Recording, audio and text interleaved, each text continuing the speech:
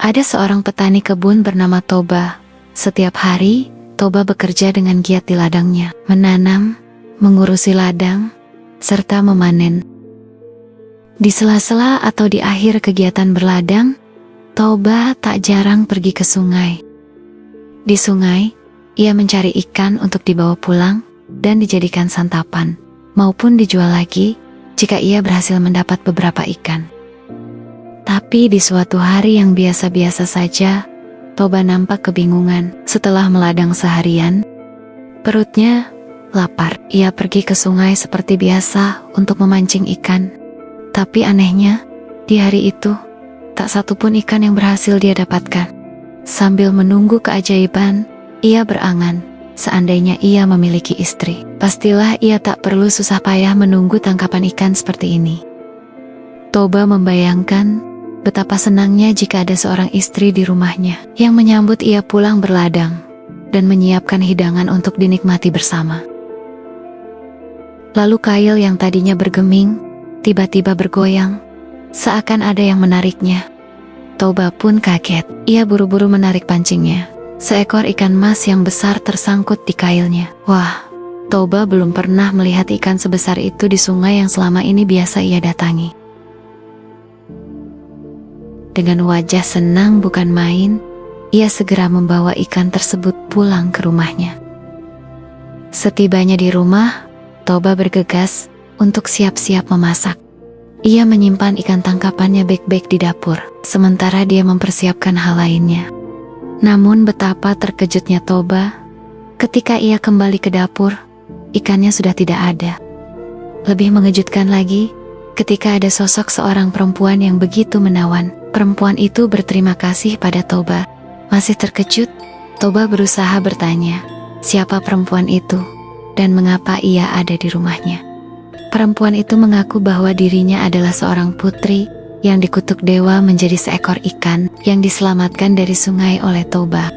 Sang putri merasa berhutang budi pada Toba. Sebagai wujud rasa terima kasihnya, sang putri bersedia menjadi istri Toba. Namun, ada satu syarat bagi Toba sebelum menjadikannya istri, yaitu merahasiakan asal-usul sang putri dari seekor ikan. Dan Toba pun tidak keberatan dengan syarat itu. Lantas keduanya pun menjadi sepasang suami istri yang sangat bahagia. Waktu pun berjalan, dan sepasang suami istri ini akhirnya dikaruniai seorang anak laki-laki. Anak itu diberi nama Samosir. Samosir menjadi kebanggaan sang ayah dan terutama sang ibu yang sangat mencintainya. Namun berbeda dengan sang ayah yang amat rajin dan giat bekerja, Samosir tumbuh menjadi anak pembangkang. Tak jarang kedua orang tuanya dibuat pusing karena tingkah lakunya. Bukan cuma itu, konon nafsu makannya pun juga luar biasa besar. Bahkan sang ayah harus makin giat berladang demi mencukupi kebutuhan makan anaknya yang luar biasa besar. Sayangnya, Samosir enggan membantu atau bahkan sekadar menemani ayahnya berladang. Saking besarnya cinta Toba pada anaknya, ia sama sekali tak pernah mengeluh. Toba tetaplah seorang pekerja keras yang giat dan rajin. Setiap hari ia pergi ke ladang seharian demi membahagiakan keluarga kecilnya. Suatu hari, Samosir diminta bantuan oleh ibunya. Di tengah hari yang terik, sang ibu meminta tolong pada Samosir untuk mengantar makan siang ayahnya ke ladang. Tentu saja, Samosir tak langsung menurutinya. Sambil bersungut-sungut, ia terpaksa mengiyakan permintaan ibunya. Sepanjang jalan, ia tak berhenti mengeluh. Sambil bermalas-malasan dan berlama-lama di jalan, Samosir merasa kelaparan. Ia membayangkan terus masakan ibunya yang nikmat. Apalagi makanan yang ada di tangannya itu. Dari aromanya saja, ia sudah bisa membayangkan kenikmatannya. Bukannya lekas-lekas diantar ke ayahnya, Samosir malah bolak-balik mengintip bekal makan siang ayahnya. Sampai akhirnya, ia tergoda untuk memakannya. Pikirnya, sedikit saja ia makan, pasti ayahnya tidak tahu. Tapi rupanya mencicipinya satu kali, tidaklah cukup bagi Samosir. Dengan tetap berlambat-lambat, ia kelaparan lagi di perjalanan. Samosir kembali memakan sebagian bekal makan siang sang ayah. Kejadian ini pun terjadi berkali-kali. hingga ia tiba di ladang bertemu ayahnya.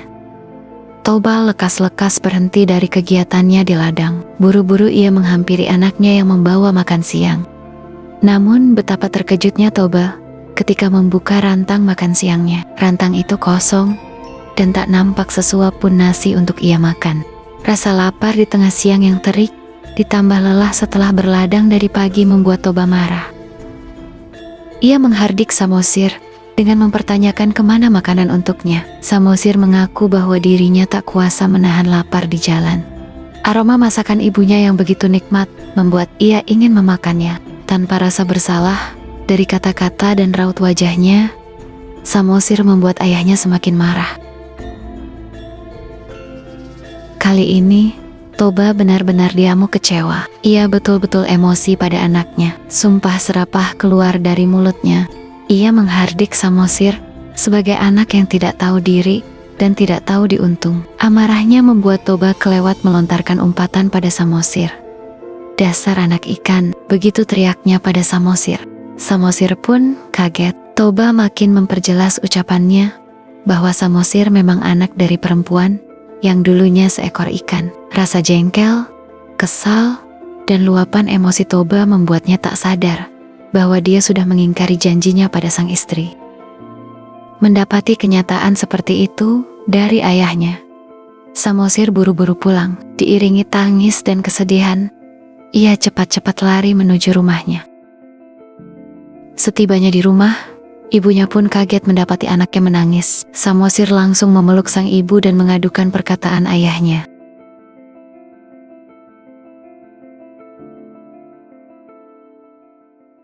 Betapa kaget dan sedihnya sang ibu melihat perasaan anaknya terluka oleh perkataan ayahnya sendiri. Ditambah perkataan Toba pada sang anak juga melukai hatinya sebagai istri. Toba telah mengingkari janjinya sebelum menjadikannya istri, yakni mengungkap asal-usulnya dari seekor ikan. Dalam rasa marah, sedih dan kecewa, ia pergi bersama sang anak dari rumah.